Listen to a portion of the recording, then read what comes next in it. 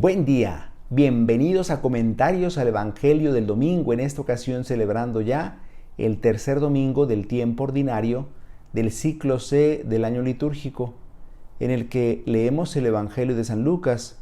En esta ocasión escucharemos un trozo del capítulo 1, versículos 1 al 4, y del capítulo 4, versículos 14 al 21. El texto dice lo siguiente: muchos han tratado de escribir la historia de las cosas que pasaron entre nosotros, tal y como nos las transmitieron los que las vieron desde el principio y que ayudaron en la predicación. Yo también, ilustre Teófilo, después de haberme informado minuciosamente de todo desde sus principios, pensé escribírtelo por orden, para que veas la verdad de lo que se te ha enseñado. Después de que Jesús fue tentado por el demonio en el desierto, impulsado por el Espíritu volvió a Galilea, iba enseñando en las sinagogas, todos lo alababan y su fama se extendió por toda la región. Fue también a Nazaret, donde se había criado. Entró en la sinagoga, como era su costumbre hacerlo los sábados, y se levantó para hacer la lectura. Se le dio el volumen del profeta Isaías, lo desenrolló y encontró el pasaje en el que estaba escrito: El Espíritu del Señor está sobre mí, porque me ha ungido para llevar a los pobres la buena nueva, para anunciar la liberación a los cautivos y la curación a los ciegos, para dar libertad a los oprimidos y proclamar el año de gracia del Señor. Enrolló el volumen, lo devolvió al encargado y se sentó. Los ojos de todos los asistentes a la sinagoga estaban fijos en él. Entonces comenzó a hablar diciendo: hoy mismo se ha cumplido este pasaje de la Escritura que acaban de oír. Palabra del Señor. Gloria a ti, Señor Jesús. Estimados hermanos, nos encontramos celebrando ya el tercer domingo del tiempo ordinario. Es el domingo de la palabra de Dios. El Santo Padre, el Papa Francisco, ha instituido el tercer domingo del tiempo ordinario como el domingo de la palabra de Dios, el domingo en que debemos subrayar la presencia de la palabra de Dios en nuestra vida, en que debemos ser conscientes de que un alimento indispensable en la vida del creyente es la palabra de Dios. El Santo Padre ha querido instituir el tercer domingo del tiempo ordinario como domingo de la palabra de Dios porque se encuentra dentro de la semana de oración por la unidad de los cristianos, precisamente para subrayar este elemento tan importante que nos une a los cristianos de todas las confesiones. La palabra de Dios. La palabra de Dios nos hermana, la palabra de Dios nos une. Y hoy escuchamos pues que San Lucas dice: muchos han tratado de escribir la historia de las cosas que pasaron entre nosotros, tal y como nos las transmitieron los que las vieron desde el principio y que ayudaron en la predicación. San Lucas reconoce que él no fue testigo ocular de los acontecimientos que se refieren a Jesús, pero sí que los oyó de los testigos oculares, y por eso habla de muchos han tratado de escribir la historia, es decir, lo que los evangelios contienen y lo que la palabra de Dios contiene no son cuentos, no son leyendas, no son historias inventadas, son acontecimientos reales. La historia de la salvación es la historia de las continuas intervenciones de Dios en la historia de los hombres, precisamente para acercarnos la salvación, para traernos la salvación.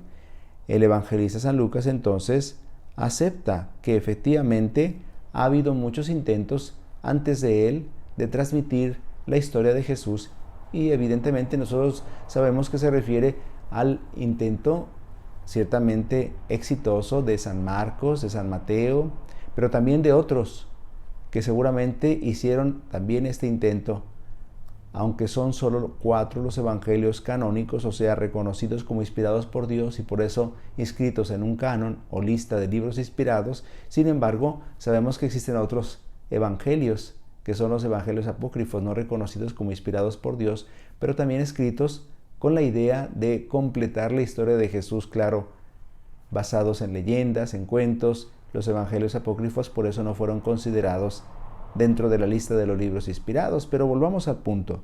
Decía entonces que San Lucas reconoce que él está haciendo el intento de transmitirlo todo con orden. Después de haberme informado minuciosamente de todo desde sus principios, pensé escribírtelo por orden para que veas la verdad de lo que se te ha enseñado. Lo que encontramos en la Escritura es palabra de vida. Lo que encontramos en el Evangelio es palabra de salvación. El Evangelio es buena nueva que salva, es buena nueva que renueva nuestra vida. San Lucas, como los demás evangelistas, no han inventado nada, han transmitido lo que ellos han recibido. sobre todo San Lucas, que no fue testigo ocular de los acontecimientos, de los eventos de la vida de Jesús, él ha transmitido lo que le ha sido transmitido a él. Es decir, ha sido un fiel transmisor del Evangelio. Es verdad que también ha puesto por obra su inteligencia, su capacidad, su creatividad para transmitir el Evangelio. Y entonces nos dice el Evangelio que Jesús fue a Nazaret, su ciudad, donde se había criado, y entró en la sinagoga, como era su costumbre hacerlo los sábados. Jesús era piadoso, era un judío piadoso.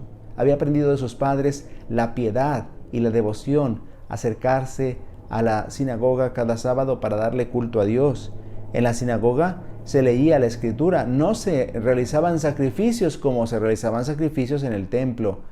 El culto sinagogal era un culto centrado en la palabra de Dios. Después de la recitación del Shema Israel y de la recitación de las 18 bendiciones, como se llamaba a una oración que hacían los judíos, luego venía la lectura de la palabra de Dios. Generalmente 2 lecturas, la primera tomada del Pentateuco o la Torá, y luego un salmo de por medio que se podía cantar, generalmente se cantaba, y luego venía una lectura de alguno de los profetas, casi siempre del profeta Isaías. Las sinagogas más pequeñas tenían solo un rollo de los profetas y era el libro del profeta Isaías. Pues entonces nos dice la Escritura que Jesús entró en la sinagoga, como era su costumbre hacerlo los sábados. Amante de la palabra de Dios era Jesús. Era profundo, enamorado de la Escritura. Entró en la sinagoga, se levantó para hacer la lectura, porque la lectura la podían hacer los laicos, y Jesús era un laico. Hay que recordar que Jesús era un laico, no pertenecía a la clase sacerdotal. El que organizaba la sinagoga era el encargado de la sinagoga, pero no era él el que hacía todo el culto. Es decir, participaban algunos hombres que tenían ya edad para hacer la lectura. Generalmente era una lectura preparada con oportunidad, porque el texto no tenía vocales. Claro que como lo escuchaban frecuentemente, seguramente ya lo habían aprendido de memoria. Pues Jesús, dice el Evangelio, se le dio el volumen del profeta Isaías, y nos dice el evangelista, lo desenrolló. Esta es una acción interesante. Lo abrió, lo desenrolló. Y con eso está diciéndonos el evangelista que Jesús abre las Escrituras para su comprensión, que solamente en Jesús encuentran las Escrituras plenitud, que solamente Jesús es la clave hermenéutica de la Escritura. Desenrolló el volumen y encontró el pasaje en el que estaba escrito, el Espíritu del Señor está sobre mí. Está leyendo un pasaje del libro del profeta Isaías, capítulo 61, versículos 1 al 2. El Espíritu del Señor está sobre mí. El profeta está hablando de un personaje que él no conoce, de un personaje misterioso, del que él ha recibido la orden de hablar, es decir, del siervo de Yahvé.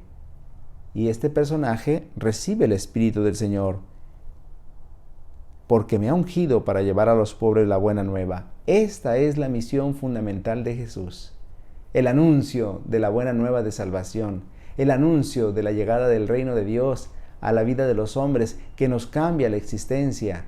La palabra de Dios tiene esa finalidad. Si no hemos descubierto el valor de la palabra de Dios, entonces nos parecerá aburrida, nos parecerá que siempre se lee lo mismo. La palabra de Dios es viva y eficaz, es penetrante como espada de 2 filos. Llega hasta lo más profundo de nuestro ser y de nuestro corazón, descubre los pensamientos del hombre. Y dice entonces el Evangelio que también Jesús añadió, el Espíritu del Señor está sobre mí y me ha enviado para anunciar la liberación a los cautivos. Es decir, Jesús ha encontrado en la Escritura un programa de acción pastoral. Así deberíamos nosotros encontrar un programa para nuestra vida en la Escritura. Lo que tiene que hacer Jesús, proclamar la buena nueva a los pobres, anunciar la liberación a los cautivos. Y eso hizo Jesús con todos aquellos que se encontraban esclavizados o todos aquellos que se encontraban limitados. por la enfermedad, por el sufrimiento, por el dolor, por la discriminación, por el rechazo, Jesús vino a anunciarles la liberación.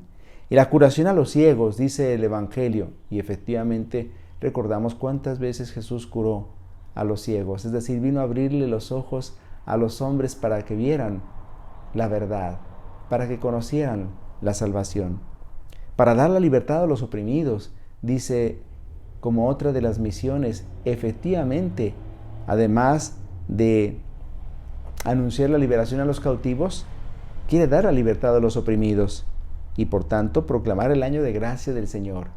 El año de gracia es el año de la salvación.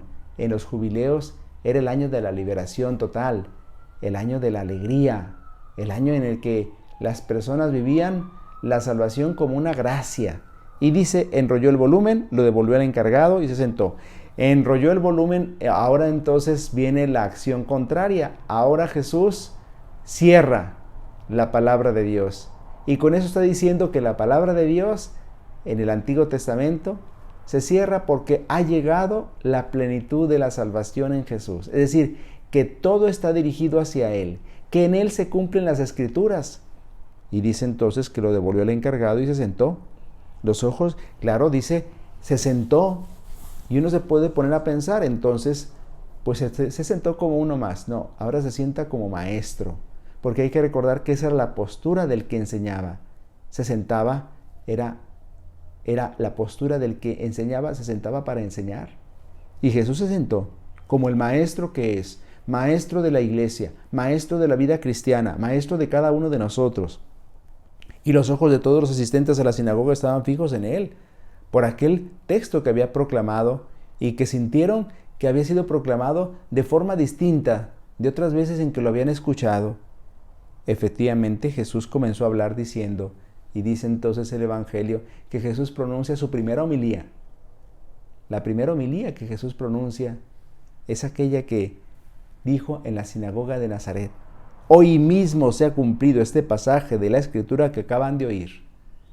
Con aquellas palabras, Jesús está afirmando que Él es el Mesías, que Él es el esperado de los siglos, que Él es el anunciado por los profetas, que Él es el enviado del Padre, que Él ha venido a salvarnos. Hoy mismo se ha cumplido la Escritura que acaban de oír. Efectivamente, en Jesús se cumplen todas las Escrituras. La palabra de Dios llega a su plenitud en Jesús. Por eso centremos nuestra atención en Jesús. Él es el culmen de la revelación. Él es el centro de nuestra fe.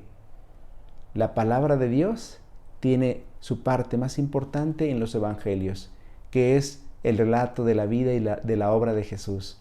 Por eso leamos ávidamente la Sagrada Escritura. No solamente cuando vayamos a la Eucaristía el domingo, ojalá que, como dice el Santo Padre, tuviéramos el Evangelio a la mano, ahora con la facilidad de que tenemos de poderlo tener en el teléfono celular, de descargarlo por internet, con la facilidad de abrir la Escritura y leer un trozo de la palabra de Dios cada día. Nos iremos haciendo a la mentalidad de Dios si leemos un trozo de su palabra cada día. Si alguien no sabe por dónde comenzar, pues lo más recomendable es comenzar por los Evangelios, que es la parte más conocida y tal vez más sencilla para nosotros. Les invito a que este domingo, tercer domingo del tiempo ordinario, domingo de la palabra de Dios, seamos conscientes de este regalo que nos ha hecho el Señor, porque cada vez que se proclama la palabra de Dios en la asamblea, cada vez que la leemos particularmente, Dios nos está hablando. Dios nos está dirigiendo un mensaje de salvación que nosotros debemos comprender, que nosotros debemos aceptar, que nosotros debemos poner en práctica si queremos caminar por este camino que lleva a la vida, por este camino que lleva a la salvación.